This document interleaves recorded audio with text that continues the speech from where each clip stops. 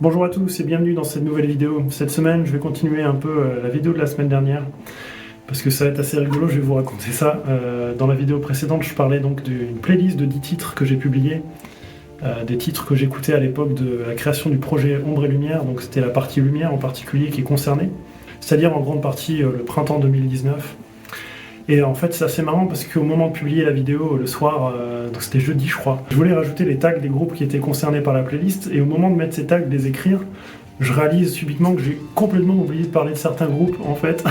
J'ai oublié une partie de la playlist, il y avait 10 titres, j'ai évoqué que 7 groupes. Et donc il m'en manquait 3. Comment c'est possible d'oublier? En plus, c'est des groupes que j'adore, des titres essentiels qui sont dans la playlist. Et en fait, c'est simple. J'avais rassemblé dans ma collection d'albums tous les albums physiques que je pouvais trouver et qui pouvaient illustrer les titres. Et ceux dont j'ai pas parlé, c'est tout simplement que j'ai pas les albums. Donc c'est parti, je vais corriger ça tout de suite. Donc en premier, on va parler de Katatonia. J'ai mis un morceau qui s'appelle Levean. Alors je sais pas vraiment comment on le prononce, mais c'est un titre que j'adore absolument et j'adore le groupe tout autant. C'est un groupe qui a commencé à faire du métal extrême à leur début et ils se sont éloignés assez vite de ce métal extrême pour proposer un mélange de rock et de métal mélancolique et très atmosphérique, plein d'ambiance et vraiment unique. Le chanteur a une voix unique, les rythmiques sont uniques, il y a un côté progressif dans cette musique que j'adore. La construction des morceaux et la rythmique en particulier, j'adore ça. Donc le titre est très représentatif de ça justement, et dès que j'ai découvert ce morceau, j'ai tout de suite accroché. Donc c'est encore un groupe que j'ai découvert à l'adolescence et qui m'a jamais quitté vraiment. J'ai toujours adoré leur style de musique et leur façon de composer. Et quand j'avais ma chambre d'étudiant à Lille, j'écoutais beaucoup un album en particulier qui venait de sortir et qui s'appelle This Cold Distance. C'est vraiment excellent quoi, la rythmique, le chant, les refrains, tout, enfin bref. J'adore ce groupe. Et le morceau que j'ai partagé dans la playlist, je me faisais la main dessus en batterie avant d'arrêter la batterie parce que le local où j'allais jouer a fermé. Mais c'est un truc, je sais que dès que j'aurai l'occasion de m'y remettre, je réessayerai parce que j'adore ça. Ensuite, qu'est-ce qu'il y avait d'autre? Il y avait un groupe qui s'appelle Long Night, donc norvégien. Katatonia, c'était des Suédois, j'ai oublié de préciser. Alors Long Night, je les ai découverts parce que dedans, c'est le chanteur qui avait dans Tristania, un groupe dont j'ai parlé dans la vidéo précédente, qui fait partie de la playlist. Et il y avait un chanteur à la voix claire, très grave et romantique, je dirais. Et j'adore ce chanteur, j'adore sa voix. Et en fait, voilà, son nouveau groupe, c'est Long Night. Donc je l'ai découvert comme ça. Mais en plus, il n'y a pas que ce chanteur, il y a aussi le compositeur de l'album que je vous ai montré de Theatre of Tragedy dans la vidéo précédente. Je vous ai montré l'album, hein, même si le morceau n'est pas dans la playlist. Et le compositeur de cet album-là donc, est dans Long Night aussi. Donc en gros, il y a ce compositeur que j'adore, il y a le chanteur que j'adore, et ils ont fait un groupe. Je sais plus quel morceau j'ai mis dans la playlist, peut-être West of the Moon, East of the Sun, ou quelque chose comme ça. Voilà, j'adore pareil sa façon de chanter, la façon de composer aussi du compositeur, donc c'est un rock gothique, toujours avec cette ambiance que j'aime beaucoup. Ce compositeur, son son de guitare et sa façon de composer les morceaux, j'adore. C'est une ambiance générale, quoi. Là, il y a vraiment tout qui concourt à faire que j'aime cette musique. Les mélodies à la guitare, la construction de l'atmosphère, et puis le chant dessus, qui est très typé et très stylé. Voilà. Donc voilà, moi c'est mon truc, et donc ce morceau méritait vraiment de se retrouver dans la playlist. Il m'accompagnait en 2019. Leur album venait sans doute de sortir. Donc ça m'a un peu accompagné. Et enfin, un troisième morceau que j'ai oublié de mentionner, et là c'est quand même incroyable parce que c'est vraiment un de mes groupes favoris de ces dernières années, c'est The Wounded. Et j'ai mis le morceau Monument, qui est arrangé ici en une version un peu atmosphérique, avec juste des nappes orchestrales ambiantes et le chant dessus. Donc c'est un de mes groupes préférés. Pareil, je les ai découverts à l'adolescence. Et ça m'a jamais quitté quoi.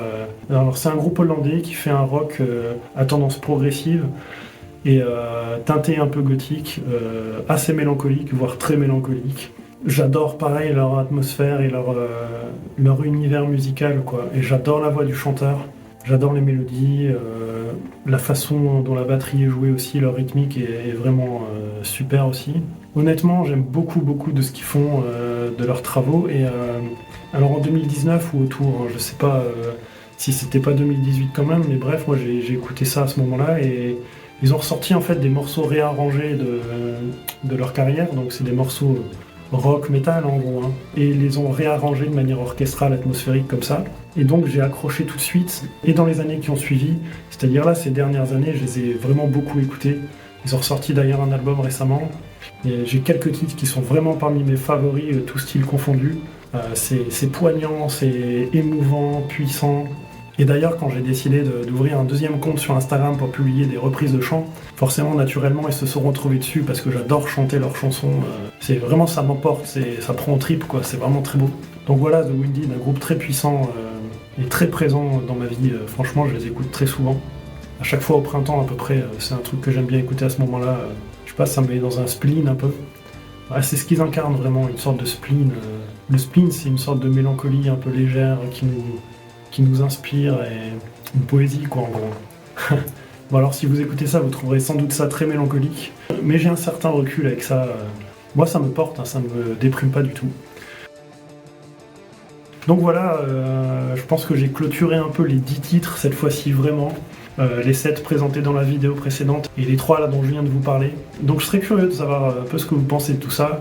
C'est des styles qui sont vraiment particuliers, tout le monde ne peut pas aimer ça, mais après on a tous nos goûts particuliers, on a tous des choses...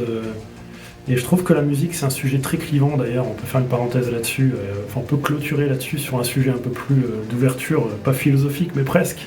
Mais la musique c'est quand même un sujet très clivant, quoi. Chacun a ses goûts.